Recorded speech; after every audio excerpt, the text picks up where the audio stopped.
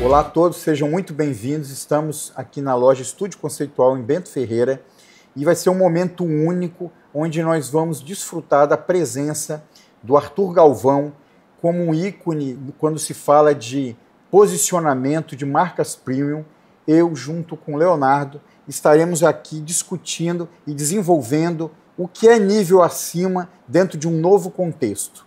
Eu sou Luciano Zorzal, para você que está chegando aqui pela primeira vez, empresário, especialista em gestão empresarial, consultor de empresas, há 26 anos no mercado, CEO da Zorzal Gestão, uma empresa que esse ano comemora 20 anos no mercado brasileiro, atendendo clientes de todos os segmentos.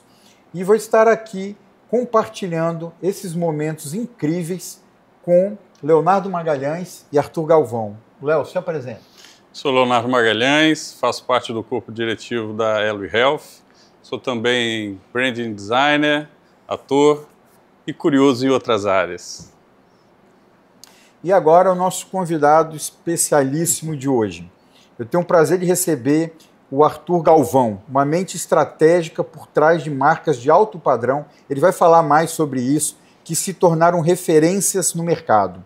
Ele atua há mais de 15 anos com posicionamento e desenvolvimento de negócios de valor, elevando profissionais a um outro patamar de reconhecimento, influência e faturamento. É com muita honra que recebemos hoje Arthur Galvão, empresário e mentor de grandes marcas, e eu vou colocar um ponto pessoal. Pensa numa pessoa diferenciada, alguém que vai te fazer pensar a nível acima e fora da caixa.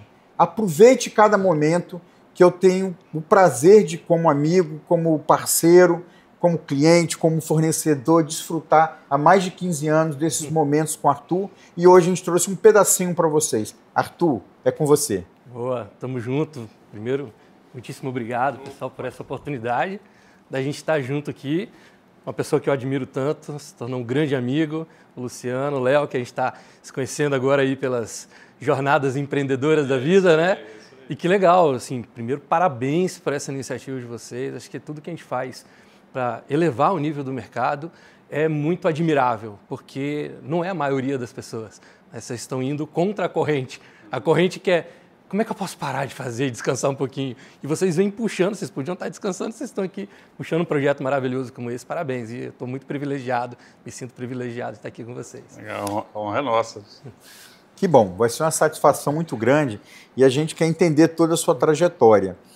E, quer queira que não, todos começamos juntos lá na infância, né? O que você diz de sua trajetória, do que aconteceu de especial, que ajudou a te moldar a ser o Arthur de hoje? Excelente, Luciano. Eu fui uma criança muito esquisita. A minha infância foi uma infância bem diferente. Assim, para você ter uma ideia, eu queria ser padre.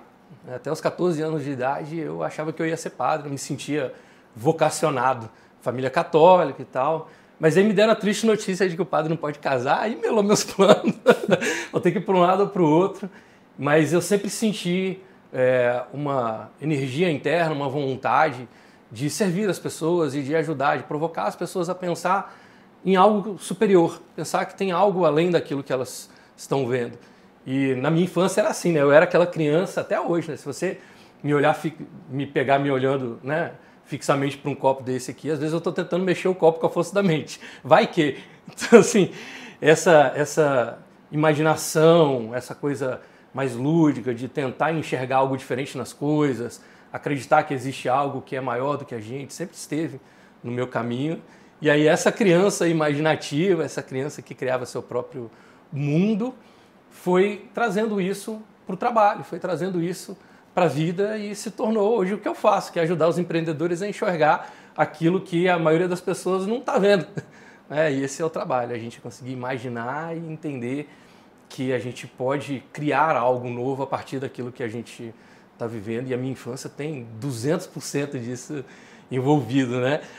Para não me estender muito, mas eu tinha umas histórias assim super legais de fazer na vizinha com papel higiênico, rolinho de papel higiênico.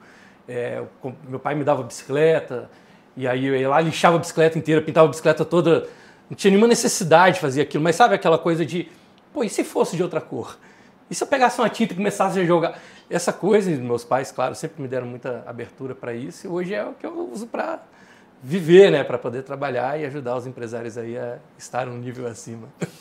Eu, assim, uma coisa que eu sempre observei em você, além de muito estudioso, Léo, na hora que o Arthur identifica alguma coisa que ele quer aprofundar, pensa em alguém que vai fundo, e isso foi consolidando todo o conhecimento dele. E muito observador. Pelo menos eu tenho essa visão de que você está sempre fazendo uma leitura e por muitas vezes diferenciada, e talvez tenha sido por esse ou outro caminho que você fez alguma descoberta profissional que foi te conduzindo aqui. Tem situações assim? Eu lembro de uma história de um restaurante que uma pessoa te levou para jantar. Tem uma história assim, né? Não sei se cabe aqui no contexto. Antes de mais nada, eu preciso separar, depois me mandem esse corte. Eu tenho que fazer uma coletânea de quando dizem que eu sou estudioso para mandar para os meus pais. Que eles não vão acreditar. Não é meu filho, não. Nunca fui um bom aluno, nunca fui um aluno nota 10, mas eu sou um encantado com o mundo, eu sou muito curioso. Aí sim, né, as coisas que realmente entram na minha área de interesse, como você falou, Luciano, eu costumo ir muito a fundo. Então eu vou olhando, não um olhar analítico, mas um olhar encantado com as coisas, falando assim, poxa, o que isso pode me ensinar? O que eu posso aprender com isso? O que eu posso experimentar disso que está acontecendo? E aí sim, eu acabo, né, me embrenhando ali, me envolvendo com essas coisas. Eu lembro que a pessoa que eu considero que foi meu primeiro mentor, né, ele ia no meu escritório assim de camiseta, camisa regata, chinelo, aí dava lá meia dúzia de instruções para mim, eu trabalhava igual um cavalo para aquele cara, e eu falava com ele, cara, pô, como que você consegue ser... Tá todo dia, parece que você vai pra praia. Eu tô aqui trabalhando igual um doido. Você tem muito mais dinheiro do que eu, muito mais realização que eu. O que você faz, né? E aí, nesse vai e vem de conversa, eu negociei com ele, como ele era meu cliente, para ele me dar uma mentoria. Falei, não posso te pagar, mas eu posso te pagar em trabalho e tal. E aí foi a história do restaurante, né? Que ele me levou para almoçar num dos melhores restaurantes aqui da cidade. E aí... eu entrei no restaurante já assim, cheio de crença limitante. Eu falei, caramba, hoje como é que eu vou pagar isso aqui, cara? Não tem dinheiro para esse restaurante. Ele, ó, hoje você é meu convidado. E aí começou toda aquela cena onde o dono do restaurante veio lá de trás do balcão, andando na direção... Sabe quando a pessoa te olha e vem assim, míssel teleguiado? Veio andando na direção dele, cumprimentou ele assim, super alegre. Virou para ele e falou assim, eu posso trazer aquele azeite para você? Era um azeite que ele produzia só para a família dele, melhores amigos, não estava à venda, que ele ia trazer lá para o meu mentor. E, claro, pode trazer e tal. Aí ele trouxe o azeite, aí meu mentor falou assim, hoje eu vou te ensinar a comer pão, Arthur. Eu falei, caramba! Falei, o pão você come com um azeite bom e tal. E foi me explicar tudo sobre o azeite. E aí a gente falando ali de cardápio e tal. E eu fui vendo como que o restaurante tratava a presença dele ali. E eu falei, caramba, eu quero isso um dia na minha vida, né? E aí almoçamos, ele foi um almoço assim maravilhoso. E aí na hora que eu tô no ápice, assim, curtindo aquele momento, ele vira e fala assim, vou te passar a primeira tarefa da mentoria. Uma vez por mês, você vai frequentar um restaurante dessa categoria ou superior. Não quero saber o que está acontecendo na sua vida, como é que o problema é seu. Se você não frequentar, eu paro a sua mentoria. Aí eu falei, por quê, cara? Porque enquanto isso aqui não for normal para você, enquanto você tiver vislumbrar, esse dinheiro não entra na sua vida. Você tem que absorver, sentir isso aqui como se já fosse seu, como se você já pertencesse aqui. E aí você vai ver que os lugares vão começar a se comportar de forma diferente com você e outras portas vão poder se abrir. E dito e feito, foi exatamente... Aquela foi uma das melhores mentorias, um dos melhores almoços da minha vida, que eu entrei achando que eu não poderia pagar e saí dali com o compromisso de frequentar aquele negócio com constância. Né? Você falou muito, né? Crenças limitantes. Qual a idade você tinha quando aconteceu isso aí? Tinha lá meus 20 e pouquinho. 20 e pouco. Tinha acabado de sair da adolescência, início de juventude. Sim. O quanto dessas crenças vem lá da sua infância, né? Porque você queria ser padre, certo. Né? O padre, celibato, abdicar de riqueza, né? Apesar da gente ver que não é isso na realidade, certo. Né? Mas como é que foi essa construção disso daí para você, até esse momento desse choque? Excelente pergunta, Léo. Eu penso que assim, o que a maioria das pessoas não percebe é que a gente só entende que uma crença é limitante quando você tem consciência dela. Sim. Até ali você acha que é a vida, é o destino, são as coisas, isso é assim mesmo. E sem dúvida... E vai aceitando, né? E vai aceitando. E sem dúvida que isso vem da nossa primeira infância, de tudo que a gente ouve. Quando a gente é criança, ali até os nossos 7 anos, nós somos uma esponja, a gente não tem critério para dizer se essa informação eu aceito, essa informação eu não aceito. Então, você é a cara do seu pai, você se parece com não sei quem, você é desorganizado, você é inteligente, tudo que vão te dizendo, a gente não tem muito critério para questionar se isso é certo ou errado. A gente vai meio que absorvendo e ao decorrer da vida ali, a gente vai experimentando essas crenças como sendo limitantes ou não. Uma crença ela é limitante quando ela te impede de chegar num objetivo deliberado. Então, assim, eu quero chegar naquela porta, mas tem mesas aqui no meu caminho. Se essas mesas estão me impedindo de chegar naquela porta, elas são limitantes para o meu objetivo. Mas se elas só existem aqui, eu não tenho objetivo de chegar na porta, não tem problema ter mesa. Ela não é limitante. Eu falo sempre isso porque, às vezes, a gente está batendo um papo com alguém e fala... Vou dar um exemplo da minha esposa. Uma pessoa virou para ela e falou assim, eu não gosto de dirigir e tal. Aí a pessoa disse para ela, mas isso é uma crença limitante sobre você dirigir. Pô, não. Eu casei com um cara que dirige e ama dirigir. Eu não gosto de dirigir. Mas se um dia você precisar... Assim, não é limitante porque ela não tem o objetivo de dirigir. Agora, se ela tem o objetivo de dirigir e não está conseguindo dirigir porque ela tem medo, fica nervosa, se confunde com as regras do trânsito, aí ok, ela pode trabalhar como limitante que está limitando ela de alcançar esse objetivo. Agora, sua pergunta é muito boa, porque o começo é esse mesmo. Na infância, eu vivi, uma infância muito doida. Só para vocês terem uma ideia, eu entrava no elevador, Léo, com você não vale porque você é alto mesmo, né? Mas eu enxergava fisicamente as pessoas sendo mais altas do que eu pela minha falta de autoestima. Eu já entrava com um senso de eu sou errado nesse contexto tão grande que eu desenvolvi uma dificuldade quase patológica de conversar com as pessoas, não conseguia perguntar as horas para uma pessoa na rua. E ao ponto da minha mente distorcer a imagem e eu enxergava aquela pessoa maior do que eu. Anos depois, né, fui na minha jornada, eu vejo que as pessoas não eram fisicamente maiores que eu. Só que a minha mente estava tão condicionada àquela crença de que eu era uma pessoa incoerente naquele contexto, uma pessoa diferente, menor, que eu via as pessoas fisicamente maiores do que eu. É loucura isso, né? Mas foram muitos anos para poder...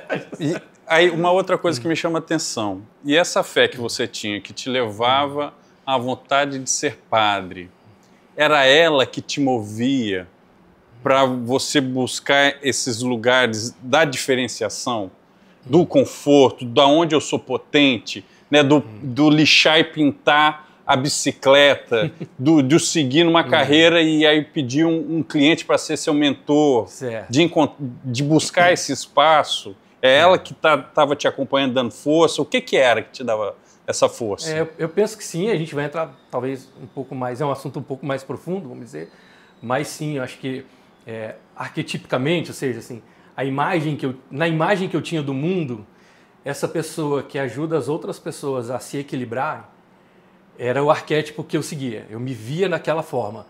Então, quando eu falo de padre, claro que é um exemplo imagético, é um exemplo simbólico, mas seria uma pessoa que ajuda as outras pessoas a diminuir conflito, a estarem mais em paz, a conseguir resolver os problemas de vida. Essa visão que hoje poderia ser, não era a minha fase naquele momento, mas um terapeuta, um psicólogo. E a imagem que eu tinha de mim era alguém que a utilidade no mundo seria por aí. Né? Seria utilizar o que hoje é o meu trabalho, que é um trabalho muito focado em linguagem. Assim, como é que eu consigo usar a minha influência para que as pessoas se sintam melhor? Usar a minha influência para que elas diminuam os conflitos na vida dela. Usar a minha influência para que elas entrem num estado de paz. E isso realmente era o que eu acreditava ser a minha vocação. E que hoje né? Meio que eu pastoreio empresários, vamos dizer assim. Legal, legal. Vou aproveitar essa deixa aí, porque hoje você é uma referência em construção de marca premium, em posicionamento e ajuda empresários a até conscientizar primeiro, porque às vezes nem tem essa consciência. E eu conheço a sua trajetória, nem sempre foi assim, né? Então você seguiu uma carreira e depois houve uma guinada, uma descoberta profissional, ainda que talvez não tão automática. Fala um pouquinho pra gente como é que você chegou até aqui. Eu penso que assim, um grande erro das pessoas é tentar escolher o que elas vão ser na vida. Por quê? Porque a vida são infinitas possibilidades. Sim, A grande coisa que torna a gente humano é a não previsibilidade. Uma vez eu vi o Clóvis Barros Filho falando sobre isso, ele falou, cara, um jogador de futebol, cara, ele dá um pontapé naquela bola, ele não sabe o que ele vai fazer. Ele sabe que ele tem que chutar para frente, e naquele caminho ele vai construindo. E aí ele faz manobras, ele vai por caminhos, e ele consegue chegar no objetivo. Isso é humano, né? Não é um algoritmo de, logicamente, essa é a melhor estratégia. Não, eu tenho todos os dados, mas tem um sentimento em mim que me diz que é para ir para outra direção, o cara vai e acerta. E na minha vida, eu sempre me permiti experimentar. Eu falo que o único propósito de uma decisão é a experimentação. Só tem esse, não tem mais nada.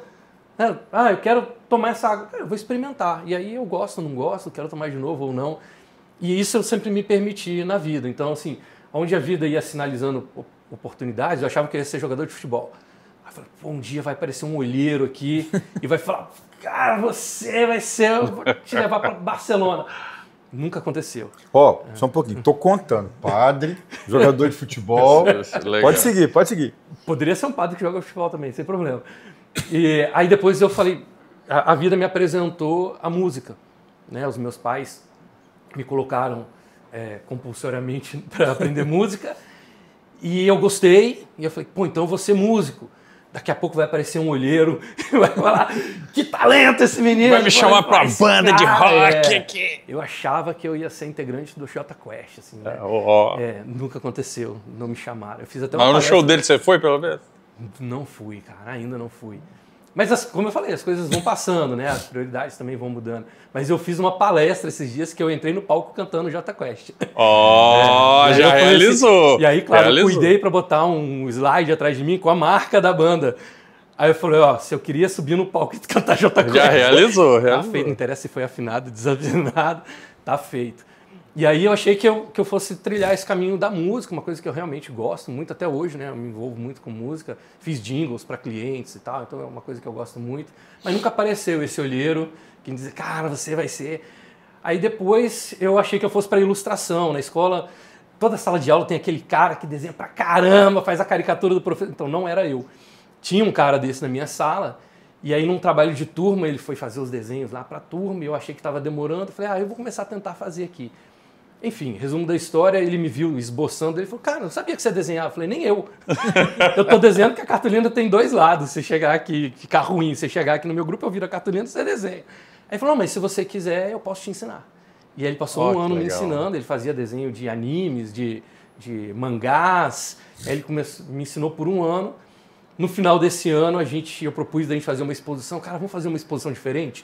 Vamos fazer uma exposição, tamanho 30 por 40, de desenhos feitos só usando caneta Bic. Nós vamos provar para as pessoas que dá para a gente fazer desenhos incríveis, complexos. Capa de Wolverine, Batman, Spawn, Frank Miller, e usando só caneta Bic. Aí a gente fez, aí eu falei, eu vou ser desenhista. Terminou a exposição, eu sei lá o que ele fez com os desenhos dele, o meu eu encadernei, minha irmã fazia faculdade de publicidade, levou para a sala de aula, uma amiga dela em sala de aula falou assim, teu irmão desenha. Fala para ele passar na minha agência que eu tenho um trabalho para ele. Uou. E aí, foi meu primeiro trabalho como desenhista. Vou ser desenhista e tal, um dia vai aparecer um olheiro. Essa coisa do olheiro, né? Se tem alguma coisa pra gente deixar para as pessoas, cara, acaba todas as oportunidades, que essa coisa do olheiro é menos provável. Não é impossível, mas é menos provável. Então, todos esses caminhos, né, entrei na agência como desenhista, aí saiu um diretor de arte, eu assumi a cadeira dele, ela falou, tem um sênior aqui que te ensina, virei diretor de arte, depois eu fui para diretor de criação.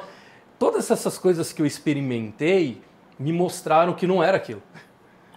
Então assim, vamos supor, eu estou sofrendo por alguma coisa. Cara, então sente todo esse sofrimento. Você vai ver que ele rapidamente vai embora. Agora, se você não se permitir experimentar esse sofrimento, aquilo vai te acompanhar, às vezes, pro resto da sua vida. No mercado é a mesma coisa. Cara, se eu estou desenhando, experimentei tudo, não é isso, eu vou para outro canto, não tem problema. Não morri, não tenho projeto de morrer tão cedo. Uma vez eu li num livro, foi um campeão brasileiro olímpico, eu não lembro agora qual, que ele falou que ele não ficava mais de 24 horas sem que um problema abatesse ele. Então, ele aconteceu alguma coisa na vida dele, por mais grave que seja, aí ele vivencia aquilo, absorve, lógico, não é que ele vai resolver o problema. Sim. Ele sente a pancada, em 24 horas ele fala assim, bom, daqui para frente eu vou tocar, e eu passei a aprender a fazer isso, 98% nada se resolveu em 24 horas, mas eu assumi aquilo, você vai mais curado para frente. Aceita, né? Aceitação, né? Quando a gente aceita a crença limitante, você tem consciência dela.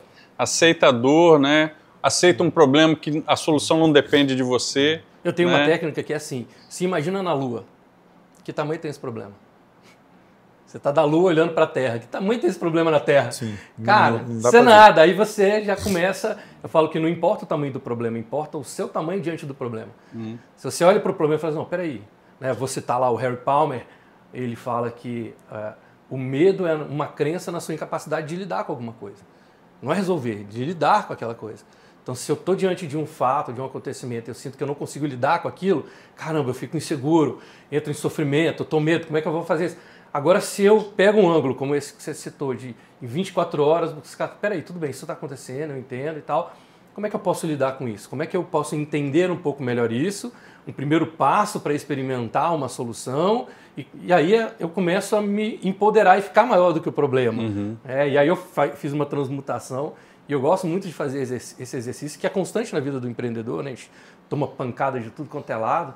Aí eu falo assim, se eu estivesse na Lua, olhando para mim na Terra, tamanho tem esse problema? Cara, isso é nada diante do universo. Vamos embora, vai acontecer, vai funcionar. E aí, só para fechar a história da infância até o momento das experimentações, aí um dia, estou falando agora de 10 anos atrás, a minha história é bem recente, um dos meus clientes viram lá no meu escritório, a gente ainda tinha um posicionamento como agência de publicidade, escritório de design, e fala assim, Arthur, a gente adora o seu trabalho de design, pô, a gente fica super feliz com as campanhas, pô, mas você fala umas coisas aqui na mesa que essas coisas são diferentes, cara. Aí eu falei, mas você me pagaria só para falar comigo, sem o design? Ele falou, eu pagaria. E virou meu primeiro cliente de mentoria. Que hoje, até hoje, são meus mentorados, né? Os meninos lá do 2127, que é Barlavento, Wanted, Repique, são todos, o NAG, são todos os restaurantes desse grupo. Hoje a gente está mentorando 12 operações deles. E ali eu comecei a experimentar ser mentor, que tem a ver com o padre. O padre é um mentor. Legal. Deu essa volta toda para resgatar. 10 anos experimentando coisas que foram legais, eu curti a jornada, mas eu não sentia que era aquilo. Quando eu entrei em mentoria, eu fui estudar o que é ser um mentor, o que é ser um bom mentor, quem são os melhores mentores do mundo. Eu falei, cara, eu chego lá. Pode ter o melhor mentor do mundo, eu chego lá. É isso. Na filosofia tem um termo que chama eudaimonia. Eudaimonia é quando você sente que você está onde você devia estar, falando o que você devia estar, sentindo o que você devia sentir, com as pessoas que você devia estar. Nesse momento de plenitude, que é um instante da vida, você foi feliz. E aí, como ser humano, a gente vai tentando buscar viver isso de novo, né? Porque são instantes. Eu vivi isso naquele momento que eu me identifiquei como mentor. Aí eu falei, isso aqui, o Niemeyer não cuidou tão bem da saúde, foi embora com 104 anos, eu vou aos 120 fácil, trabalhando com isso. Sabe essa coisa? Eu me vejo com 120 anos, com toda a tecnologia que tem, talvez metade de mim seja robô, mas eu me vejo fazendo isso. Hoje é uma experimentação que me realiza como pessoa, me desafia para ser cada vez melhor. E aí, olha que legal, né? Vem da infância, escolher, experimentar, saber, pô, isso é legal, mas isso não é o que eu estou buscando, eu vou de novo até chegar em algo que a gente sinta que realiza a gente. 120 é a minha meta etária também. Eu vou chegar lá junto contigo e vamos comemorar e fazer um churrasco. Está arriscado que com 110 a gente reveja a meta. Ah, bem possível. Porque o que está acontecendo... eu vi uma reportagem recente que a IA, as pesquisas médicas vão acelerar muito mais a partir. As perspectivas que você tinha não pressupunham a IA, do jeito que está acelerando. Então é muito provável que já em 10 anos a gente comece a ter curas de doenças que até hoje não conseguiram resolver. Pois é. E isso vai, realmente, quando você fala 120... E o mundo que lide faz com isso, sentido. né? Ficar mais anos comigo aqui. O problema é do mundo. Eu vou viver isso. E Arthur, o pessoal está ouvindo aqui você falar de ser mentor. Só de você responder a perguntas simples e básicas e curiosas, nós já estamos todos aprendendo muito. Mas fala um pouquinho do que você trabalha com os empresários, qual é a linha de trabalho que você faz. O objetivo, a gente entendeu, até falei na apresentação, ajudar os empresários a se posicionarem, ter uma marca premium, mas o como fazer isso, o pessoal deve estar curioso de como isso se transforma, né? Então você tem lá os seus modelos de comunicação, os perfis. Conta pra gente um pouquinho, para a gente entender como é que você consegue tanto resultado com as empresas. Perfeito. Acho que um dos equívocos do ser humano é tentar achar que tudo cai numa coisa só, né? Tipo, a grande dica e tal. E eu tenho experimentado, como eu falei, dentro dessa minha jornada, eu fui buscar me encontrar em filosofia, em psicologia, antropologia, na religião, na espiritualidade, nas terapias. E eu não encontrei uma resposta absoluta em nenhuma delas. Mas eu consegui pegar um pouquinho de cada uma e eu vi que existe um padrão em tudo que deu certo nessas áreas. Então, dentro de todas essas áreas, todo mundo que alcançou alguma coisa grandiosa, primeiro, ele tinha uma crença de identidade absoluta. Eles se sentiam escolhidos. Por que eu consegui ter mais resultados? Porque hoje eu me vejo mentor. A minha identidade é de mentor. Então, absolutamente todos os meus esforços de vida são canalizados para a minha identidade de mentor. E onde está teu foco, está os teus resultados. Então, eu não aceito, eu não tolero algo na minha vida que me tire, que me desvie de quem eu sou. Né? Eu vou ter que conviver comigo, então eu quero ser cada vez um eu melhor. Né? Então, o primeiro pilar da minha metodologia é a identidade. Onde é que está essa identidade? Como é que a gente pode provocar essas experimentações para que os meus mentorados sintam, não, eu nasci para fazer isso aqui, cara. Isso aqui eu não abro mão. Você pode pegar aí Gandhi, Buda, Jesus Cristo, Mandela. Cara, vão te pregar na cruz e tal, você vai sofrer, não tem problema, é minha missão, eu sou isso. Eu vim no mundo para isso. E isso faz com que absolutamente todos os esforços deles sejam canalizados para aquele mesmo resultado. Tende a ter mais resultado do que a média. Além deles serem pessoas com uma identidade fortíssima, eles tinham uma habilidade muito grande de expressar a sua mensagem. Então, que hoje na minha metodologia a gente chama de vocabulário icônico.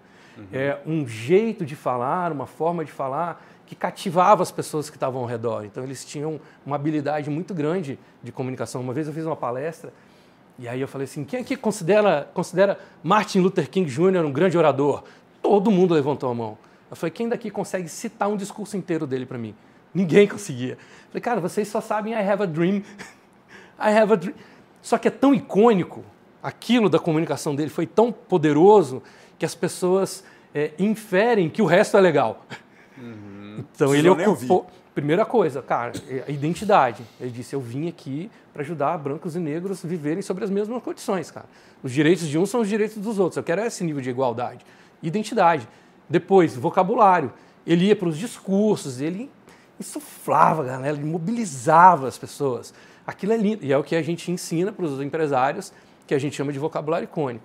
Terceiro ponto, eles eram invariáveis assim, na tolerância sobre os critérios de quem ia andar do lado deles. Você quer vir comigo? Então esse é o critério.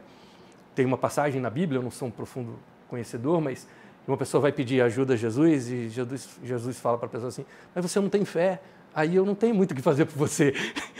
Olha o critério dele, cara. Ele podia fazer o que ele quisesse, mas você não tem fé. Aí vem uma outra pessoa e diz, estou com uma pessoa enferma lá em casa, você me ajuda? Aí Jesus fala, me leva lá. O cara diz, não, me leva lá não, basta uma palavra sua, ele vai estar curado. Aí Jesus diz, uma fé como essa eu não encontrei. Isso é um vocabulário icônico, isso permeia mais de 2000 anos na sociedade. E é o que a gente treina os empresários para ter. E o terceiro, né, como eu falei, é esse critério. Hoje, qual é o critério que a gente usa no mercado? O principal critério é a precificação. Outro dia eu encontrei com uma empresária e ela ali no evento, dizendo tudo que ela tinha alcançado, que ela era incrível, mobilizava pessoas e tal, né? Legal, e quando você aceitou ter essa conversa comigo, de que forma você imaginou que eu fosse poder te ajudar melhor? Ela falou, eu quero te ouvir. Aí quando a pessoa diz eu quero te ouvir, ela me ouvir é o meu trabalho. Então nós vamos caminhar para uma contratação, entende? Assim, ela, não, mas eu quero te ouvir, Tá tudo bem, você pode me ouvir, eu tenho esse formato para você me ouvir. Aí você vê que a pessoa não quer, ela não está disposta a pagar o preço para caminhar do meu lado. Então ela quer caminhar do meu lado? Cara, tem uma mentoria, X mil reais. Ah, não, mas aí eu não quero. Tá certo, você não passou no crivo. Por quê? Porque eu vou ajudar as pessoas. O dinheiro, não vou me alongar muito sobre isso, mas o dinheiro, ele é só uma evidência de concordância. Eu acho que isso é 10 mil reais importante. O cliente diz, eu também acho 10 mil reais importante. Então aqui 10 mil. Agora quando eu digo, eu acho isso 10 mil reais importante, o cara fala, eu não acho não. Ele não vai pagar. Ele é só uma energia, um indicador de concordância. E para mim, esse é o principal critério quando a gente está posicionado no mercado premium. Eu quero ter uma Ferrari. Tá bom, pague o preço de uma Ferrari.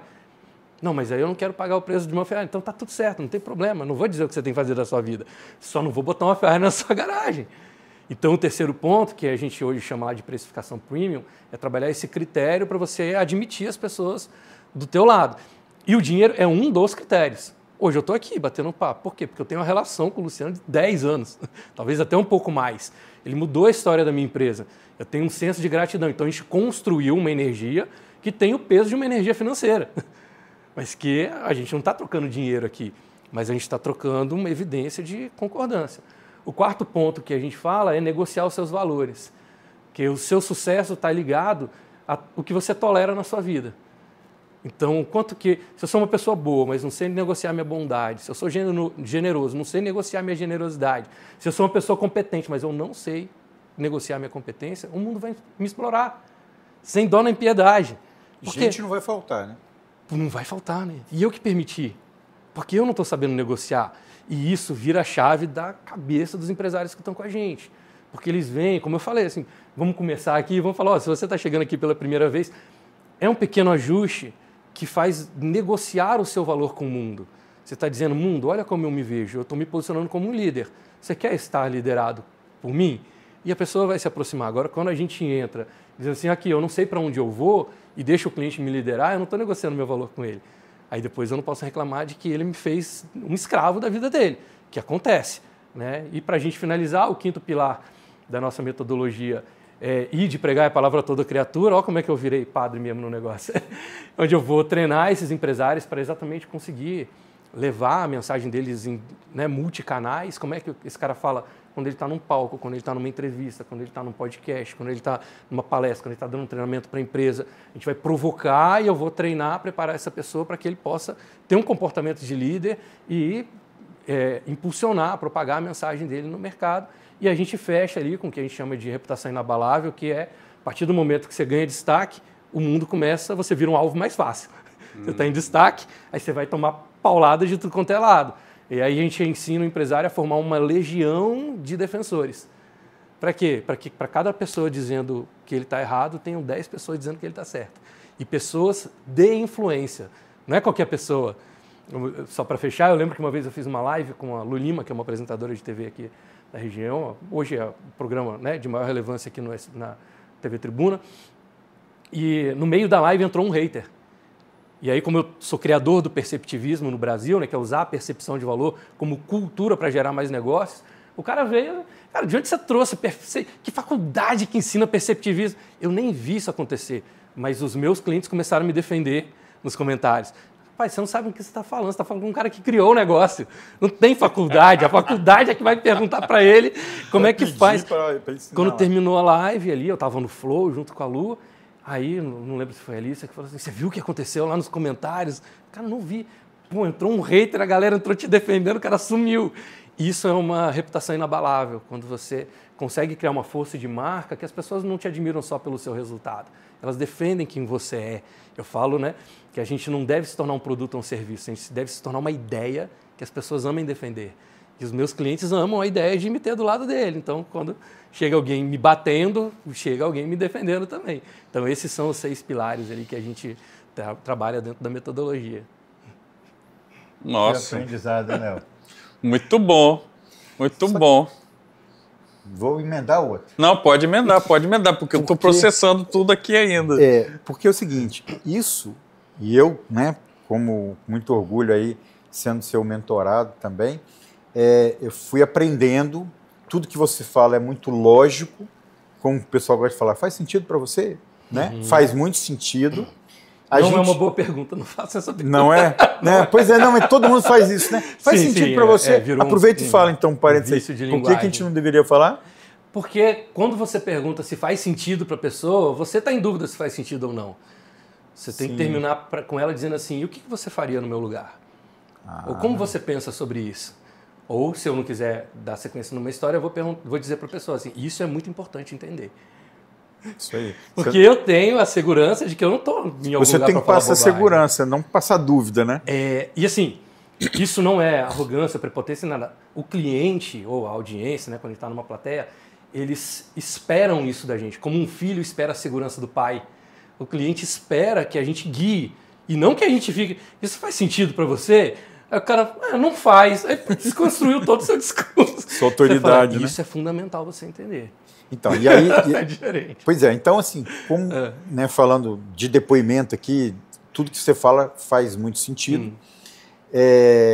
Não só pela coerência dos seus argumentos, mas pelos resultados que você obtém com o seu público, com os empresários. Mas a experiência que eu vi apesar de entender, absorver, ver, ter a crença total de que vai funcionar, tem um desafio aí de conseguir virar isso para a minha realidade. Certo. Comunicar e chegar nas pessoas falando de formas diferentes, porque cada um, para cada um eu tenho que falar de um jeito. Explica, porque isso você também nos ensina, e é meio que dá uma sensação de que você ficou no meio do caminho. Se você entendeu, sabe como é, viu que dá certo, mas por algum motivo você não está alcançando. E esse motivo, muitas vezes, é essa questão da comunicação. Exato. Explora um pouquinho isso pra gente. Esse é o problema de fazer podcast com mentorado. Que isso aí é meio secreto, né? Assim, essa técnica é uma técnica de experiência que a gente usa dentro das mentorias. Tá? Mas eu posso dizer como é que isso funciona. Toda pessoa...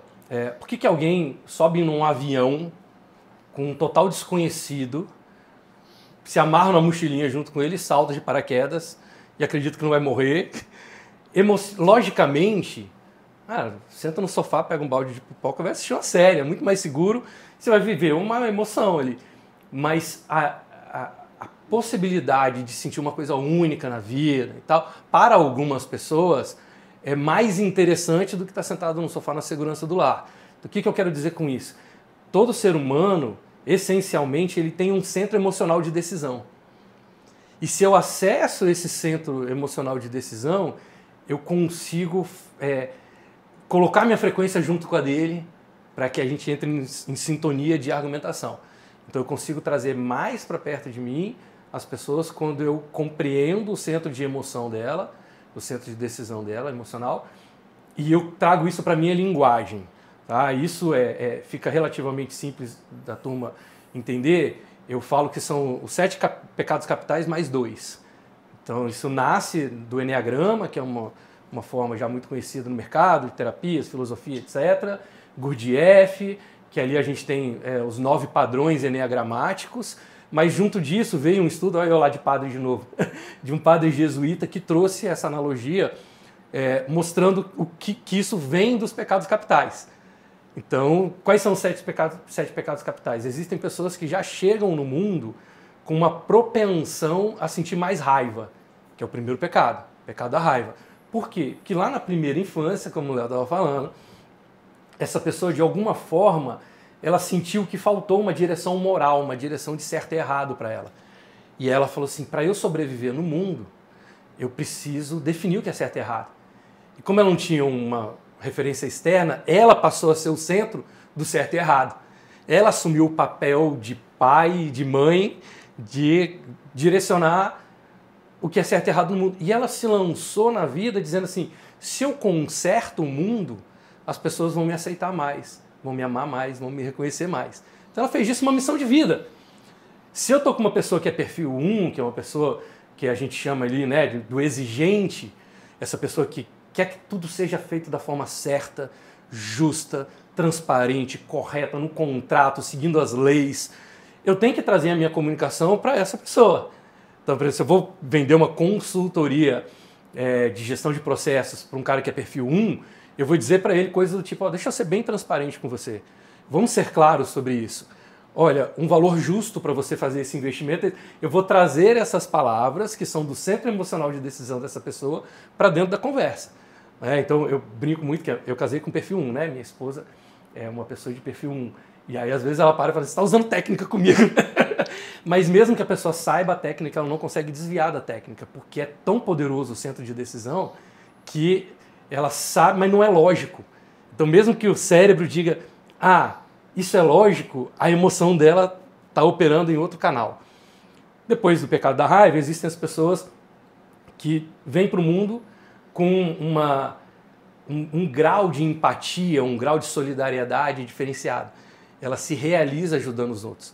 Por quê? Porque lá na primeira infância, ela viu que toda vez que ela levava uma água para o pai ou para a mãe, nossa, que filho maravilhoso que você é. Quando ela ia lá e levava um sapato para o pai antes dele ir para o trabalho, pai, trouxe sapato para você calçar, nossa, que filho maravilhoso. Toda vez que ela servia, o mundo validava ela como pessoa. Então ela botou isso como missão de mundo, para eu sobreviver, ser feliz nesse mundo, para que as pessoas me amem, me reconheçam, me valorizam. Eu preciso ajudar as pessoas. Eu não posso perder tempo comigo mesmo. Aí a meta de vida é ajudar. Qual é o problema? Como ela se ocupa muito para ajudar, para se realizar, ela não aceita ajuda. Porque o que ela mais resiste é ser um peso para o mundo. Então ela vai para o pecado do orgulho. Se você vira para um perfil 2 e fala assim, cara, tô vendo que você não está muito bem. Tô bem. Por que você acha que eu não tô bem? Ele não aceita ajuda. É fácil identificar um perfil 2, geralmente ele anda meio desarrumado, descabelado, se a mulher está com unha por fazer. Por quê? Porque ela fala assim, não posso perder tempo comigo, tem alguém precisando de mim. Então eu vou no centro emocional dessa pessoa. Se eu vou vender uma consultoria em gestão de processo para essa pessoa, eu vou dizer para ele assim, você pode me ajudar a olhar aqui a melhor cláusula do seu contrato?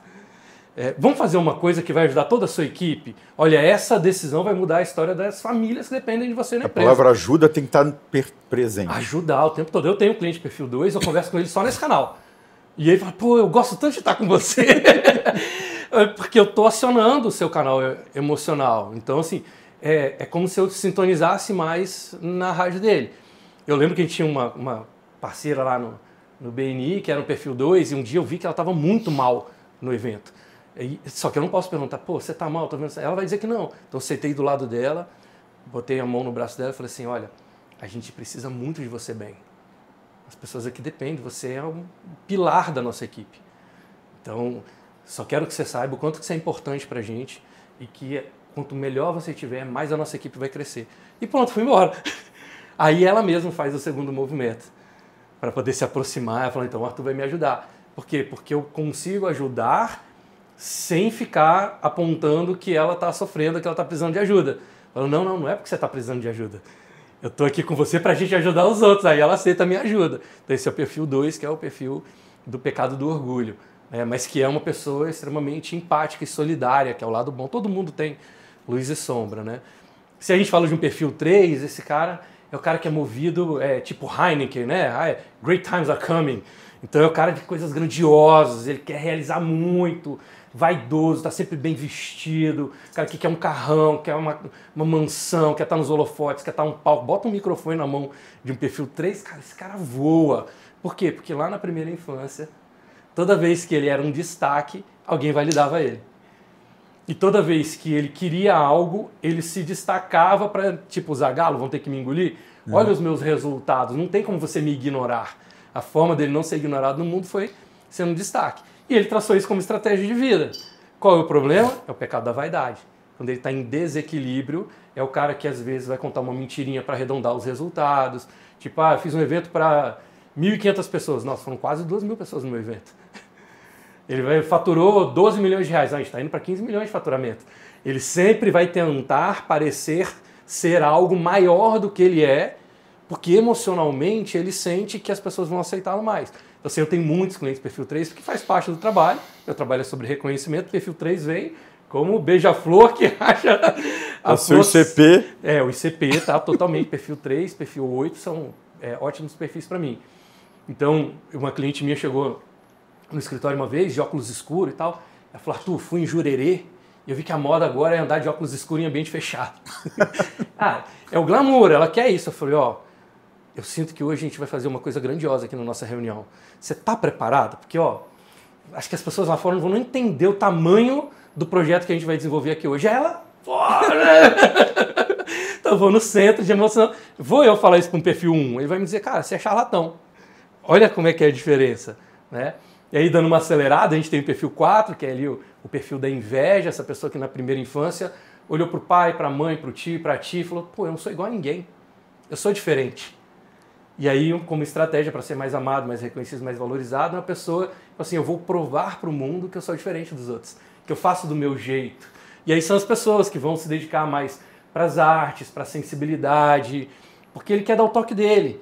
Então é aquela pessoa que está sempre buscando um jeito diferente de falar, de se comportar, tem todo o ponto positivo da criatividade, mas por dentro existe um pequeno resíduo de sofrimento, que é o pecado da inveja, a gente fala assim, poxa, mas eu podia ser tão inteligente quanto o Zorzal. Poxa, mas eu podia ser tão versátil quanto o Léo. Poxa, mas eu podia falar tão bem no palco quanto o Arthur. Porque ele está buscando se entender no mundo, experimentando várias coisas, e tem um sentimento dentro dele de que ele acha que as pessoas se encontraram. Né? Que se você é perfil 4 também assistindo, não é assim que funciona no mundo.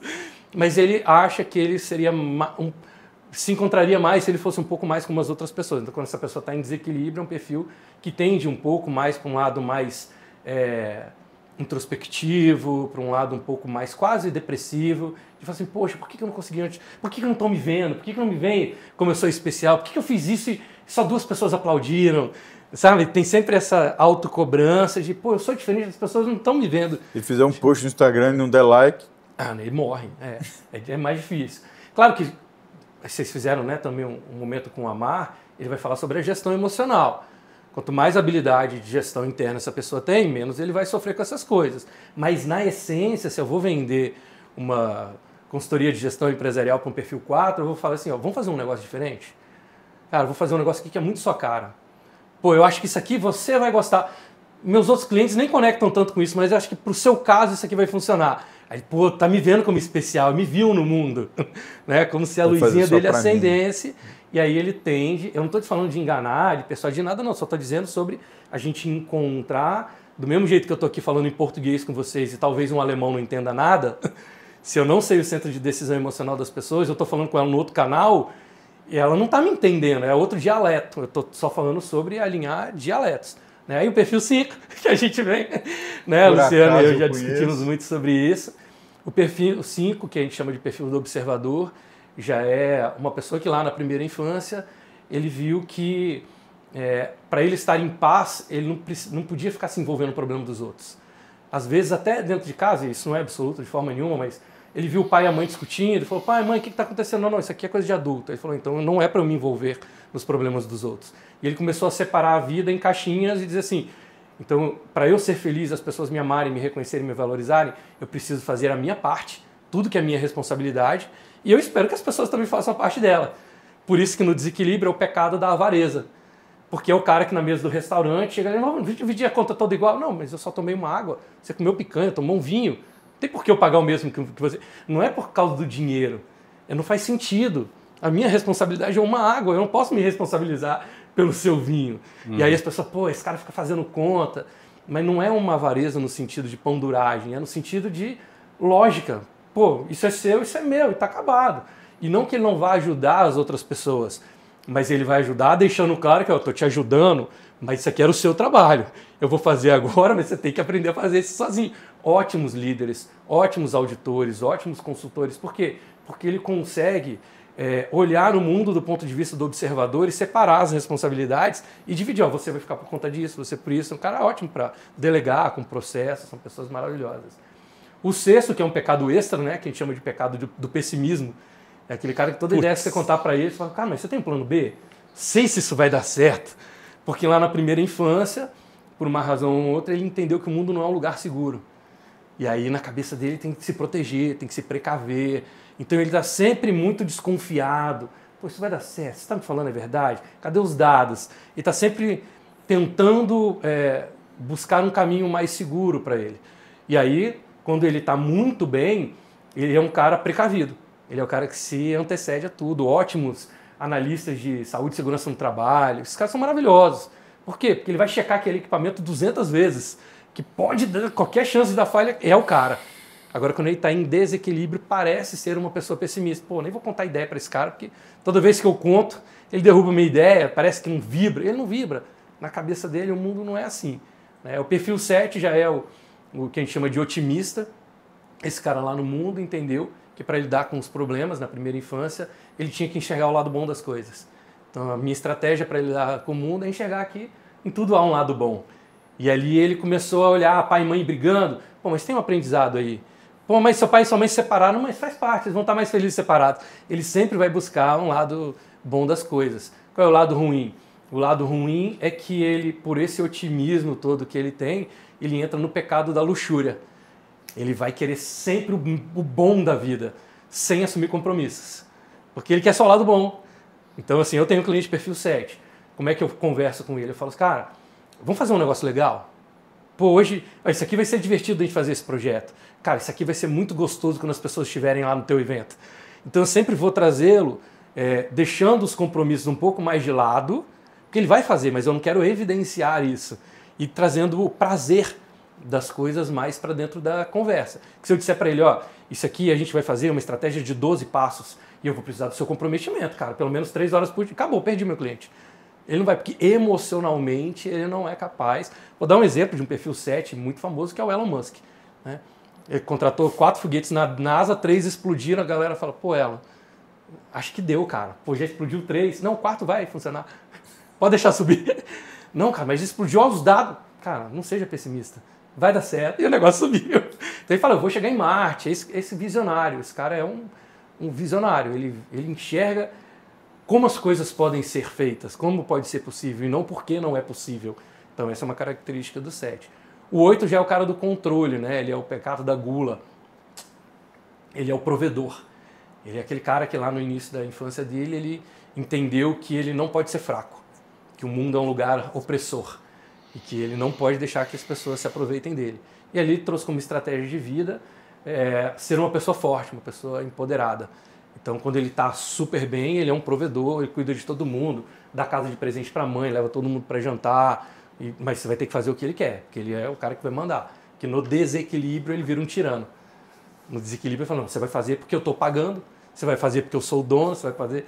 Então ele é esse centro emocional dele. Também é um bom cliente para mim, que são excelentes pessoas para acumular patrimônio. Que na cabeça dele não, tem que ter 1 bilhão. Por quê? Porque se acontecer alguma coisa errada, não vão conseguir me tirar 1 bilhão em um dia, eu dou o meu jeito. Ele sente que ele não está tão refém da vida, ele não está tão frágil. Né? Quando eu converso com o meu cliente lá, que é perfil 8, eu falo exatamente isso para ele. Cara, isso aqui a gente precisa fazer para não deixar fragilidade no seu projeto. Isso aqui a gente precisa fazer para que ninguém controle e mande em você. Aí ele vai conectar comigo. Pô, então vamos. Se é para eu ficar forte, as pessoas não mandarem em mim, nós vamos. E aí eu fecho com 9, que é o meu perfil, que é esse perfil do articulador, do diplomata. Essa pessoa que quer que o mundo fique em paz. Lá, né, na primeira infância, na formação da primeira infância, ele viu que quanto menos coisas ele fizer, mais em paz ele fica. O que eu não quero na minha vida? Cara, não quero conflito de jeito nenhum. Então é o pecado da preguiça, é um pecado novo, né? É o pecado da preguiça. Aquela frase do, pô, por que deixar para amanhã uma coisa que você pode fazer hoje? O meu perfil vai dizer, cara, por que fazer uma coisa que eu nem preciso fazer? Então, tudo que eu puder não fazer. Então, o bom desse perfil é que ele é muito otimizador, ele não vai gastar energia à toa, com uma coisa que ele sente que não vai ser relevante. Mas, e por outro lado, ele também precisa sempre de alguém motivando para que ele faça as coisas, porque né, ele precisa meio que ser movido, entusiasmado para fazer, porque na cabeça dele, na minha cabeça, eu posso acordar todo dia, ir para a praia, tomar uma água de coco e olhar para o oceano. Ah, mas você não quer ter um carro de 5 milhões de reais, uma mansão? Cara, eu quero paz na minha vida, quero sossego. Então, o perfil 9 ele vai se mover mais por essa característica.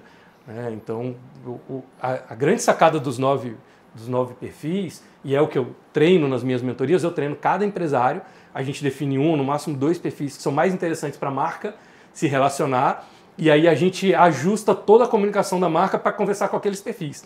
Ah, mas os outros perfis não vão vir? Vão vir. Mas aquele perfil, e aí você vira irresistível pro cara. Ele fala, eu tenho que estar junto desse cara, porque ele fala a minha língua, né? Não é assim que a gente se entende? Então, nesse momento que a gente está falando tanto de IA... Não, peraí.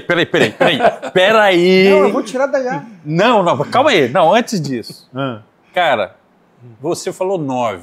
Eu me vi pelo menos uns 4 aí. Certo. Como é que eu me identifico, bicho? Você vai lembrar... Qual é a fase da vida? Como é que é isso, cara? Excelente pergunta. E essa é a grande sacada, porque eu tenho pistas sobre quem vocês são.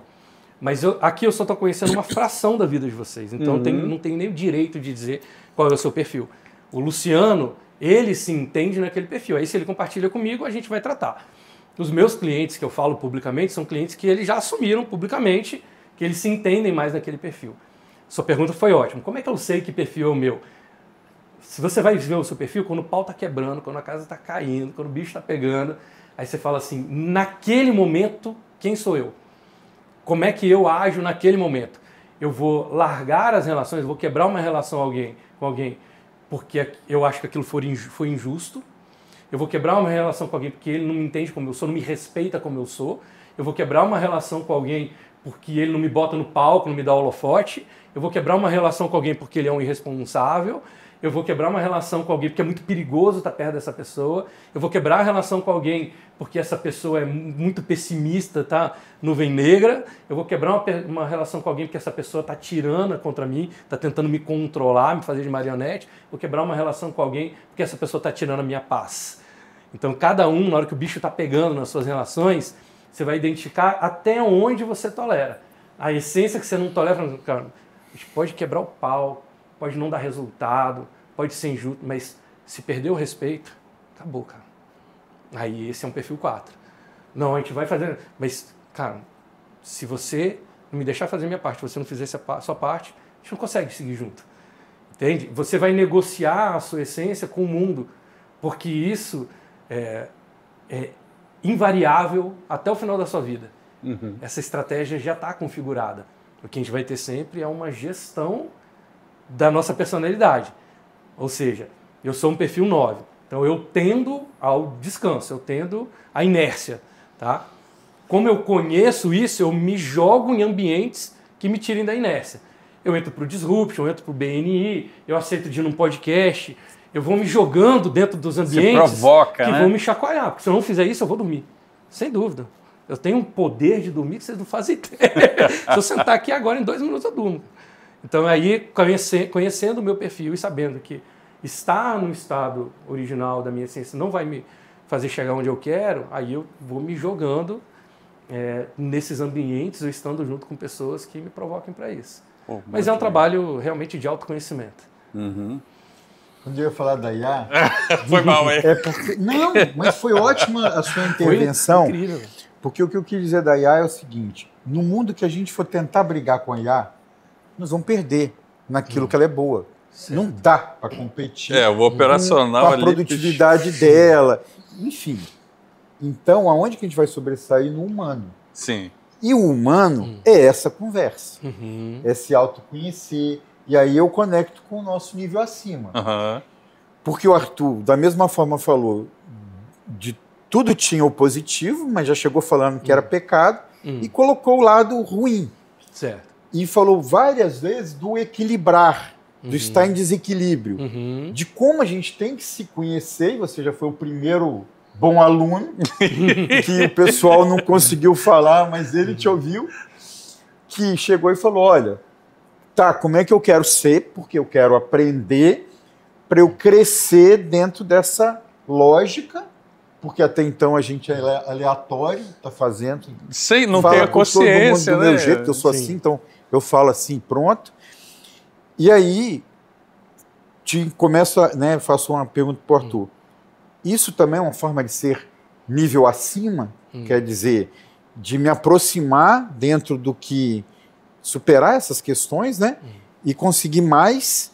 E como isso, do nível acima pessoal, dá para fazer o mesmo para a marca? Porque você falou um negócio interessante. Certo. Eu, na minha mentoria, vejo quais são os perfis melhor para a marca, não para a pessoa. Para poder trabalhar isso e ter mais resultado.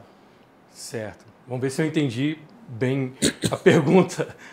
Assim, como é que eu transfiro isso para uma aplicação da pessoa e como é que eu transfiro isso para uma aplicação prática da marca? Não, isso, assim, 2 pontos. O pessoal e o da empresa.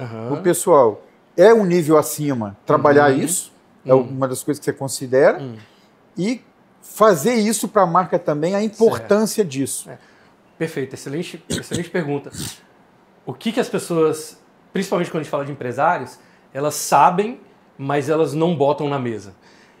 eles vão chamar talvez de pirâmide de Maslow, mas o correto é a escala de Maslow, né? Porque em nenhum momento ele disse que aquilo ali era piramidal. Mas o nível mais alto da escala de Maslow, a gente está falando sobre espiritualidade. Então, assim, o que está na base da escala de Maslow é sobrevivência. Eu quero abrigo e comida. Cara, eu estou protegido e estou comendo, tá legal. Então não adianta eu dizer perfis de motivação, Enneagrama, Gurdjieff, para o cara que não tem comida na geladeira. Esse cara está em outro momento, ele não é uma pessoa pior, mas ele está num momento de vida em que ele fala, olha só, eu vi ontem uma live de um cara falando sobre isso, ele falou, pô, eu abri minha geladeira, tinha um copo d'água e a minha filha estava pedindo comida. Aquele foi meu momento de virada, porque eu falei, isso é inadmissível, nunca mais eu posso viver isso na minha vida. Então como é que eu vou dizer para esse cara aprofundar sobre autoconhecimento? Ele não está nesse momento. Depois que eu tenho comida e abrigo, proteção, aí eu vou para a escala de relacionamento. Agora eu aceito estar mais com outras pessoas, porque eu me sinto protegido, me sinto nutrido, não é assim na internet? Eu estou nutrindo a minha audiência, estou protegendo a minha audiência, ela manda um direct, que ela aceita se relacionar, porque a gente já passou da primeira base. Então nessa segunda camada de relacionamento, aí ok, a gente já começa a falar um pouco mais dos perfis, porque vai te ajudar na relação com as pessoas. Quantos casais, quantos líderes, quantos gestores hoje não estão sofrendo, porque ele fala, eu falo 200 vezes, esse cara não faz, você está falando no canal errado, cara. Eu digo, ninguém me escuta, eu falo, as pessoas não acreditam. Esse estresse de você saber que você tem uma potência para entregar no mundo e o mundo não responde na mesma proporção, está muito ligado à nossa habilidade de comunicação. Eu posso ter aqui assim, um cara excepcional tecnicamente na execução. Ele vai perder para o cara que se comunica melhor. Esse cara talvez não seja tão bom na execução, mas ele vai se comunicar melhor e ele vai ter mais destaque no mercado. O mercado vai dar mais momento para ele. Eu fiz agora, participei de um evento, era uma palestra, né, uma imersão, e estava eu e 3 gigantes no mercado nacional. Né? Tava ali o Thiago Reis, o Leandro Baran e o Léo Castelo. Assim. Aí um chega no palco e fala, não, porque eu vendi minha empresa por 1,6 bilhão de reais. Eu, caramba. Aí o outro fala, isso aqui eu tive um insight quando eu estava nas Maldivas. E eu tô ali esperando minha hora de falar. Falando, cara, que eu... Aí eu tenho habilidade de comunicação. Quando eu cheguei no palco, o palco é meu. Então ali eu vou trazer a minha potência de comunicação na hora. E aí quando eu vim trazendo e mostrando para as pessoas que eu consigo encorajar os sonhos delas, combater os inimigos dela, aliviar os medos delas, fazer essas pessoas se sentirem especiais, eles olham e falam, pô, eu gostei desse cara. Então eu vou usar a minha potência de comunicação para isso. Todas as camadas acima, né, acima do relacionamento está a liderança, depois da liderança autoconhecimento, depois do autoconhecimento propósito e espiritualidade. Então o mais alto nível é quando a gente não só estuda isso para a gente, é quando a gente tem um bem tão grande lá no Avatar, você vai lembrar do Master, a gente tem um bem tão grande na nossa vida, que é o que vocês estão fazendo hoje aqui, que eu transbordo esse bem para as outras pessoas. Vocês já estão ali entre propósito e espiritualidade. Por mais que o assunto aqui não seja religião nem nada, mas vocês estão alcançando as pessoas no nível espiritual. Aquela pessoa que vai dizer, pô, hoje a minha oração foi assistir vocês. Então vocês já estão num nível acima. Se eu respondi bem sua pergunta. Perfeito. Nesse sentido. Excelente. Arthur, assim, aí voltando um pouco para a sua história, cara, qual que foi aquele momento do maior frio na barriga que você já teve? Aquele trade-off, assim, que, pô, minha vida aqui... Eu acho que empreendedor tem vários frios da barriga. Parar na porta do avião e pular, né? Exato, a gente se joga nessas condições. Mas eu posso dizer assim, que eu tive 2 momentos que foram realmente frio na barriga. Um primeiro momento foi a primeira empresa que eu montei, que foi uma estamparia, e quebrou. Então, essa dor de assumir publicamente um fracasso, ela é muito difícil. Então, assim, foi um momento muito doído para mim, que foi um trade-off no sentido de acabou essa fase. Eu não permito mais viver isso na minha vida. Então, assim, eu tinha um carro, né? Eu tinha um Corsa, eu comprei o Corsa, ele já tinha 7 anos de idade. Então, a gente fala que, você sabe que o carro é carro de pobre porque ele tem capa no banco, na marcha, no volante, que não tinha dinheiro para consertar o carro. E ele só falhava, ele só parava de funcionar se faltasse água, óleo e combustível ao mesmo tempo. Se ele tivesse um dos três, Deus dava um jeito daquele carro andar. Então, assim, foi um momento muito difícil, onde, por orgulho, e aí, né, eu admito isso, que por orgulho eu não pedi ajuda para as pessoas, eu queria me testar, superar aquilo ali sozinho, então as pessoas não sabiam a dificuldade que eu estava passando. A Alicia era minha namorada na época, ela viveu, claro, muita coisa disso, mas muita coisa eu não deixei as pessoas verem o que estava acontecendo. Eu lembro que uma vez a minha irmã e minha mãe pediram para eu dar uma carona para elas irem para a rodoviária, né? Então saí lá do norte da cidade para o sul da cidade, para o extremo. Parece que Vitória é tudo perto, né? Em meia hora você chega. Ah, você pode levar a gente na rodoviária, a gente vai viajar e tal. Eu falei, claro, posso. E eu não tinha gasolina. E eu estava com vergonha de dizer que não tinha gasolina. E eu estava acostumado a andar com o carro na reserva e saber que... Eu falei, cara, vai dar.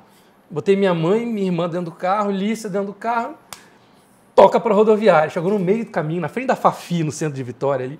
No meio do caminho o carro apagou. Paf! Eu meti o pé na embreagem, joguei o carro em cima da calçada. Falei, vocês não saiam do carro. E saí correndo. Eu tinha R$2. Eu saí correndo para comprar gasolina num posto que tinha perto do Teatro Glória. Tem ainda. É o único posto do centro. Correndo da Fafi ao Teatro Glória, como um louco, de noite, 8 horas da noite, para comprar gasolina. Minha mãe, minha irmã e minha namorada esperando. Quando eu chego no posto, o posto está fechado. Aí eu, caramba, e agora? Deus, o que eu faço? Respira, peguei a beira-mar, fui correndo até o Salesiano, no outro posto de gasolina. Putz! Cara, eu preciso... Dá uns 2 quilômetros. Dá uns 2 quilômetros. Novo, 25 anos de idade, mais ou menos. Chego no posto de gasolina. Cara, eu preciso comprar... Vendia antes, uma embalagenzinha, um saquinho. Sim, um saquinho. Hoje não vende mais, é proibido. Na época tinha. Cara, eu preciso... Não tem. Não tem gasolina, cara. Você tem que arranjar alguma coisa. Cara, então me dá uma garrafa de Coca-Cola, eu te pago depois. Não pode, é proibido por lei, eu não posso botar gasolina na garrafa de Coca-Cola. E ele, não, cara, minha mãe tá lá esperando, não sei o que, né? Aí um dos frentistas veio e falou assim, cara, eu vou te ajudar.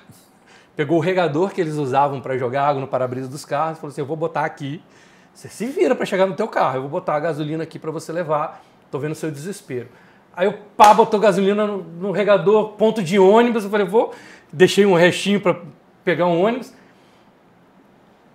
O motorista do ônibus, não vai subir, cara.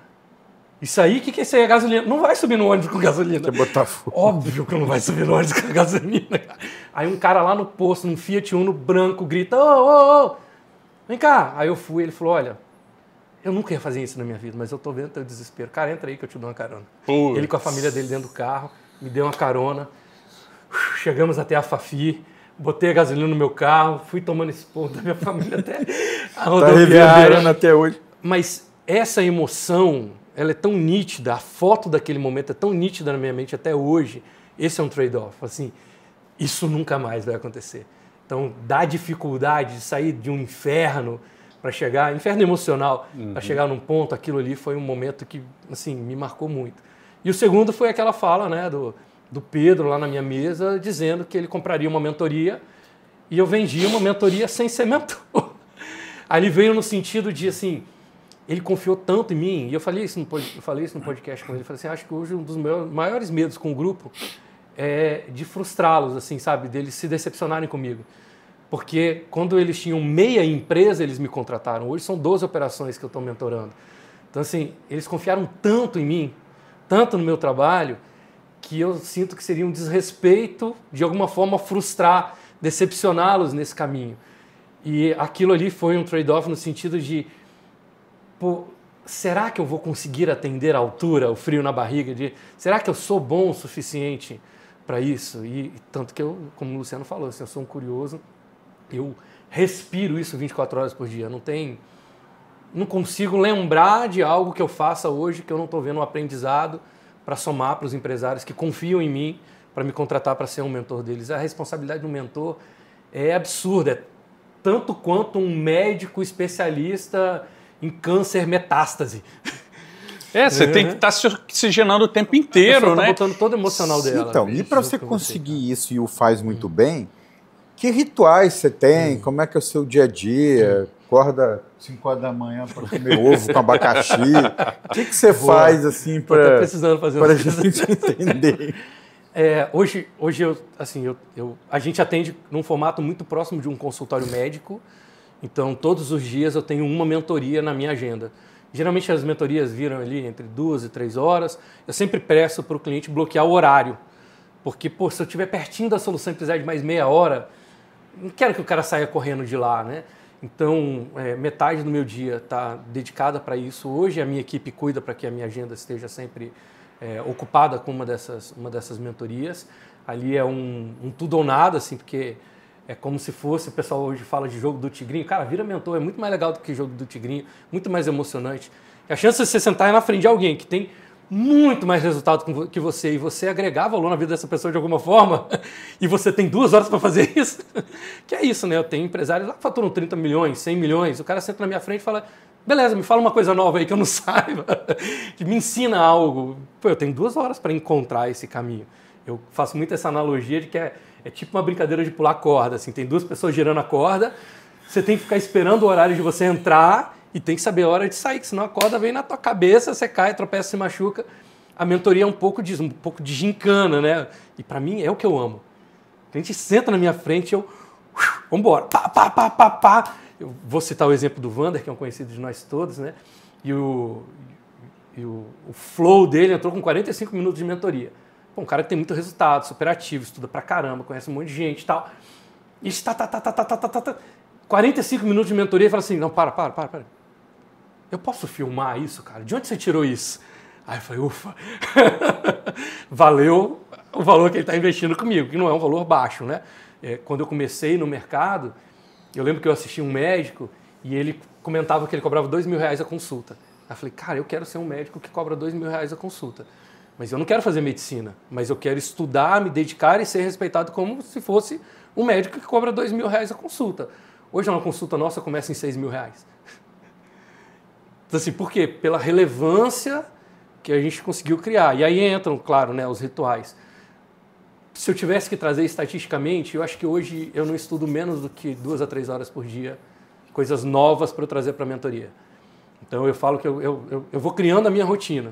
O que significa isso? Hoje eu tenho uma coisa que eu chamo de dish learning. Já ouviram falar de dish learning? Não. Dish learning é você aprender quando você lava a louça. Então, assim, tem louça para lavar, fone no ouvido, sou extremamente criterioso. Eu vivo no Instagram, vivo no YouTube, vivo no LinkedIn de forma muito criteriosa. Assim, se você pegar meu Instagram agora aqui, você não vai ver um meme passando no meu Instagram.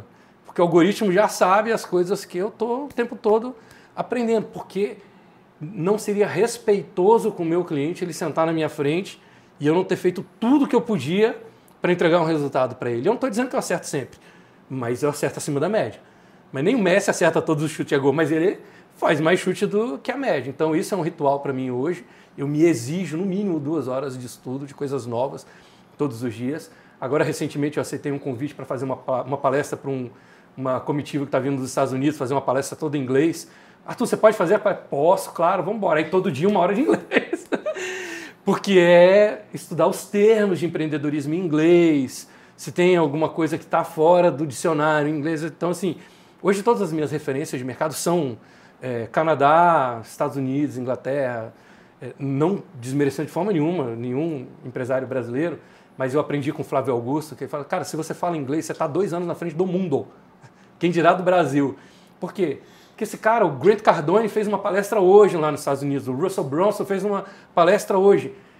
Por mais que a gente esteja em rede social, inteligente, vai levar 2 anos para esse conhecimento chegar consolidado no Brasil e alguém realmente dedicado a estudar.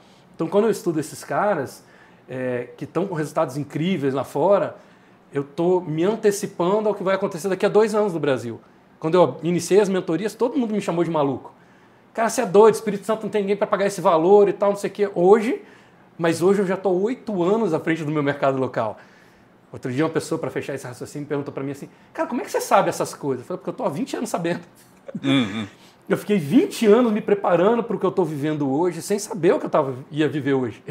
Mas eu estou há 20 anos me preparando para alguma coisa, em algum momento, essa informação vai ser válida. E é o que a gente está vivendo hoje. É o que a pessoa vem, começou no mercado 6 meses atrás com a mentoria e quer ter o mesmo nível de performance. Não que não dê, cada um tem o seu caminho, não quero desmerecer ninguém, mas a bagagem que o mentor traz, né, o grande diferencial de um mentor é o histórico que ele tem, é a vivência que ele tem. Não é o que ele leu no livro, Lendo um livro, cara, vai lá no ChatGPT, monta um agente e fala, ó, o que o Elon Musk me diria?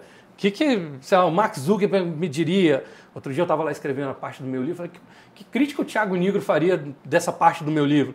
Então, você não precisa contratar uma pessoa para te falar isso hoje, mas essa vivência, essa transferência de elétrons, sabe, de energia que você está ali, o mentor tem a obrigação absoluta de ter bagagem para poder levar para os mentorados. Então, assim, acho que minha maior rotina é estudar obcecadamente. Vou fechar minha fala nesse ponto.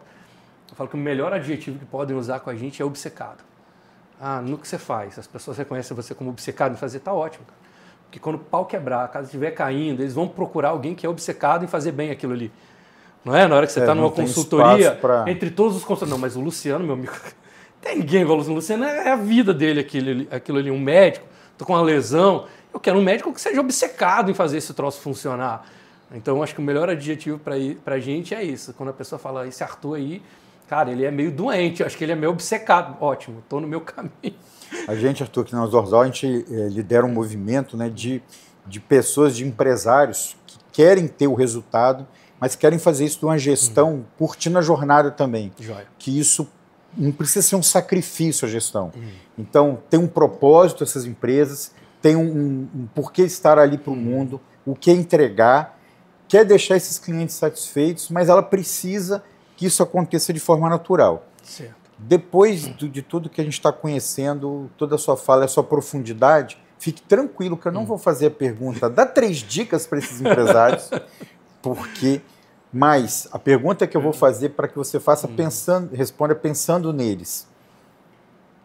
Aonde eles têm que estar abertos? O que eles têm que estar buscando enxergar para que eles possam cumprir essa missão que eles definiram? O que eles têm que estar observando? Que legal. Excelente pergunta, Luciano.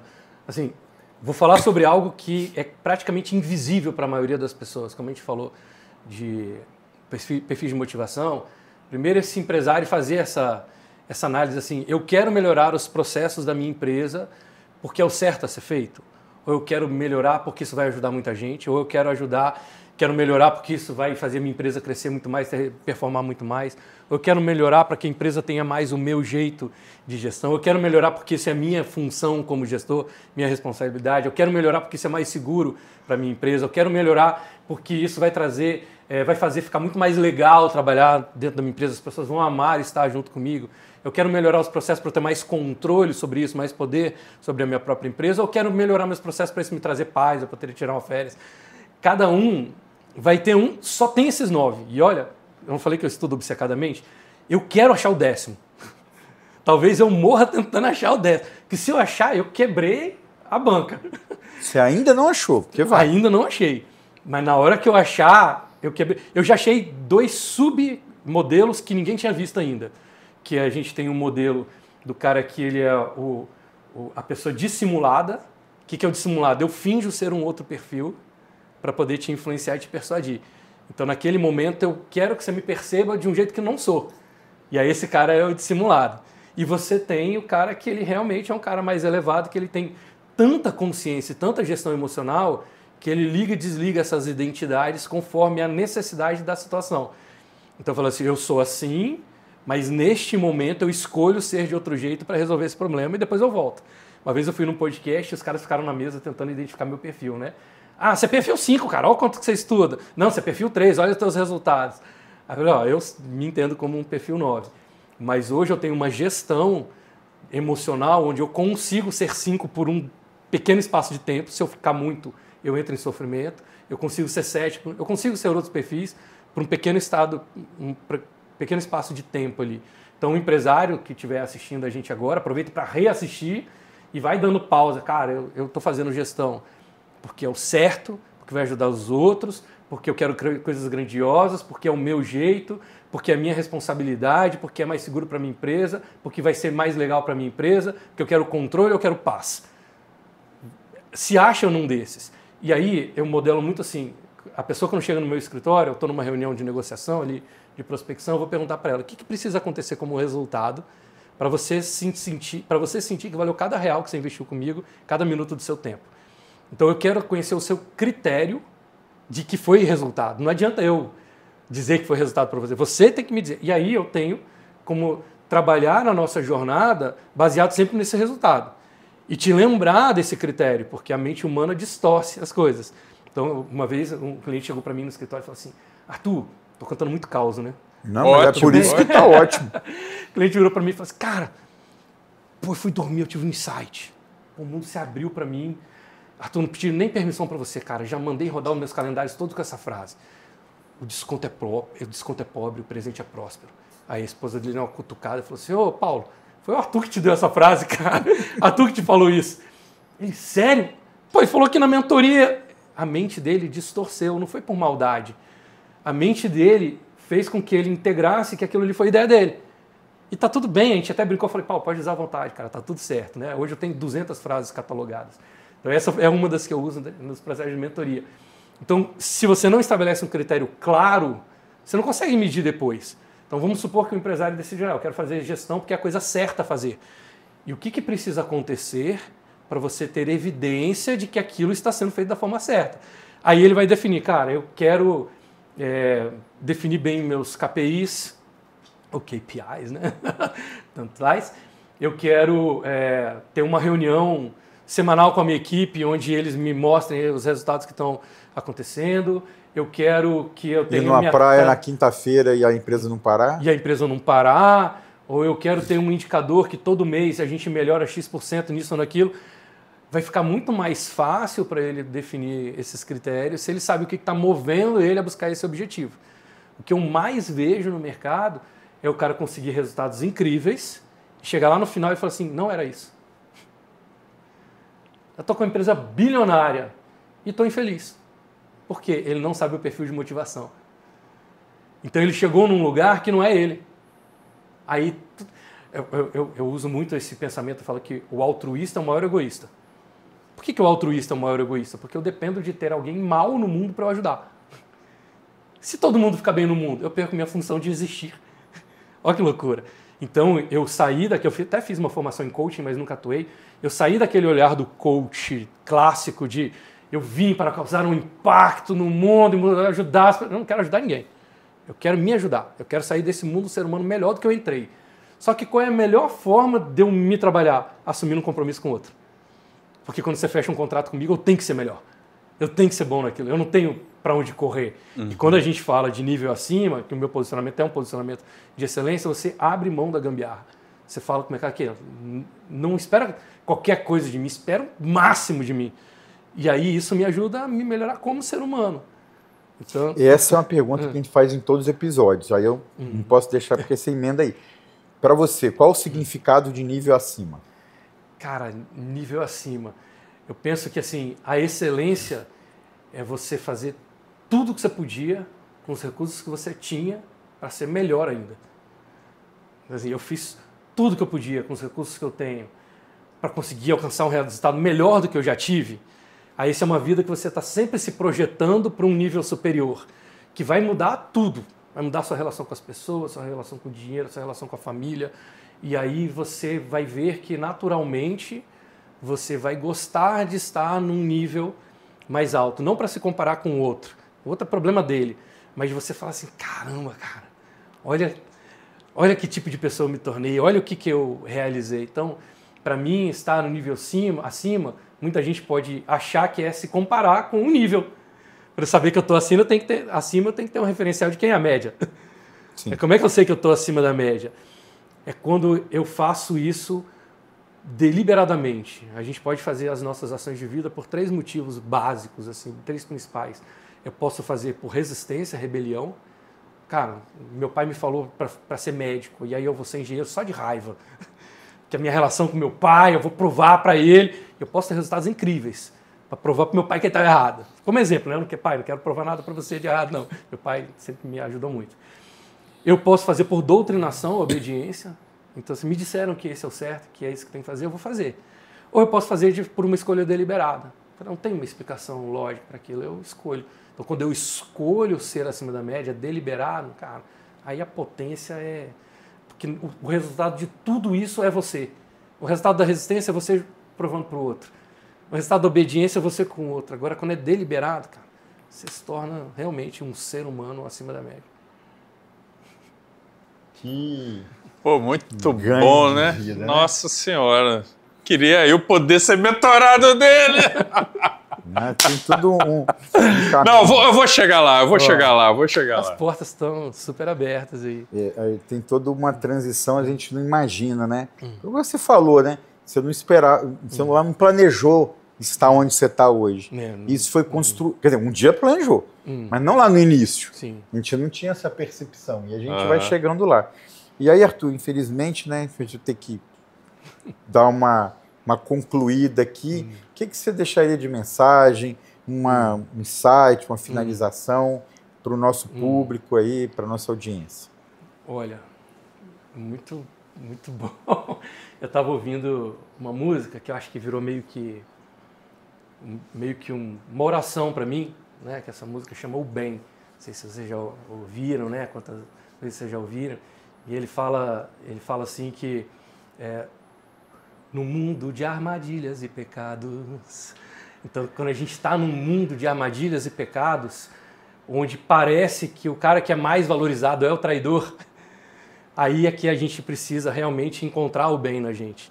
Porque é o bem que vai fazer a gente ter a alegria de existir, sabe? Essa música virou meio que uma oração para mim, né? Enquanto a luz do sol brilhar, enquanto houver noite e luar, o mal não pode superar, o bem vem para acabar com esse desamor. E eu faço meio que um mantra, né? Quando eu termino as mentorias ou quando eu termino as palestras, e desejando bem e dizendo, né, que as suas escolhas e decisões sejam sempre guiadas pelos seus sonhos e não pelos seus medos, que vocês permitam que o extraordinário se manifeste na sua vida, evoluindo sempre, praticando bem, ajudando ao máximo, né, contribuindo ao máximo um com o outro. E é isso, vamos em frente. Show de bola, show de bola. Essa frase, lembra que ele falou que o líder, né, ele carrega, está impressa num acrílico na minha mesa, do lado do meu notebook. Eu leio isso todo dia. Legal. Porque move isso, contagia. Queria agradecer muito ao Léo por a gente ter compartilhado essa Nossa, eu que agradeço a oportunidade. Nossa. Pelo Arthur, por ser essa presença positiva, esse conteúdo, isso que o Léo falou, né? Só de ouvir falar, depois vou ter que aprender isso tudo. Mas não é só aprender, porque tem uma capacidade de aprender e sintetizar, sim, para que a gente possa. Talvez a gente assistisse os mesmos vídeos, os mesmos livros, não ia ter essa... Não. Quer dizer, cada um ia ter uma percepção. As conexões, né, mas cara? A forma de fazer e trazer isso para o nosso dia a dia é uma contribuição que você dá para o mundo que eu sei que você tem certeza da consciência, da importância do que você faz. Com muito carinho. E conseguiu fazer isso aqui para o nosso, mais uma vez, para o nosso nível acima, né? Para você que está assistindo, siga nossas redes sociais, acompanhe os outros episódios, se conectem, interajam com a gente, porque isso é feito com muito carinho, muita naturalidade e com a consciência sempre de trazer a essência das pessoas. Isso aí. Arthur, e o pessoal te acha qual arroba? Arroba Arthur com TH, _ Galvão. Escrever Arthur Galvão lá, eu vou aparecer. Show. Lá tem, né, muitas pílulas dessas, muitas orientações sobre como as pessoas podem começar fazendo as primeiras mudanças nas vidas delas. Eu acredito que hoje a pessoa só não usa toda essa base, toda essa metodologia se ela realmente não quiser, porque a gente tem um caminho gratuito aí através das redes sociais, principalmente o Instagram, que é a rede onde eu estou mais forte lá. Mas também tem o nosso grupo, eu tenho um grupo de acompanhamento, implementação online, que é o Código Premium. Então, assim, é um valor de entrada, a galera que quiser conhecer, né, códigopremium.com.br, aí ele vai ver a metodologia, a gente tem encontros quinzenais, onde eu abro um bate-papo como esse, as pessoas vão dizer o que está acontecendo na realidade delas, das empresas, e eu vou orientar ali na hora para elas, é ao vivo, né, eu faço questão de que esses encontros sejam comigo. E ali, a partir do momento que a pessoa quiser evoluir, tem as mentorias individuais que a gente trabalha. E hoje eu tenho um projeto que eu considero que é o meu xodó, a menina dos olhos, assim, que é o Highlight, que eu falo que quando uma palestra fica tão boa que ela não pode ser chamada mais de palestra, ela se torna um highlight. E essa é a entrega que eu faço. E hoje a gente tem highlights aí, a partir de R$12 mil, a empresa já consegue contratar, pode levar para a sua equipe, pode levar para os seus parceiros, para o seu grupo de empresários, ter essa potência e ajudar as pessoas no que é a essência do meu trabalho, que é orientar as pessoas de como elas podem se dar mais valor e de como elas podem reconhecer mais o valor do outro. Acho que se a gente estiver no mundo pessoas que saibam se valorizar mais e que saibam reconhecer mais o valor de quem está à sua volta, a gente vai ter um mundo melhor. Eu acho que pode ser a grande contribuição que eu vou deixar aí para o planeta. Então é isso. Aproveita que você acabou de estar online, pegue todos os contatos e se conecta ainda mais com o Arthur Galvão. E qual que é o seu arroba, Zorzal? @Zorzal Gestão é a nossa empresa, onde a gente trabalha justamente botando a mão ali com o empresário para que ele possa fazer a jornada dele, onde a gente trabalha conteúdo, melhoria, gestão, processos, estratégias, mais plano de ação e resultado, acompanhando ele mês a mês nessa trajetória, e o meu arroba pessoal, que é Instagram pessoal, que é @Luciano Zorzal Oficial. Também tenho mentorias e palestras também, inclusive com uma banda de jazz, a gente sobe ao palco para fazer a diferença de uma maneira muito única e especial com o nosso Marcelo Coelho. Isso aí. Top. Muito obrigado. Valeu, turma. Valeu.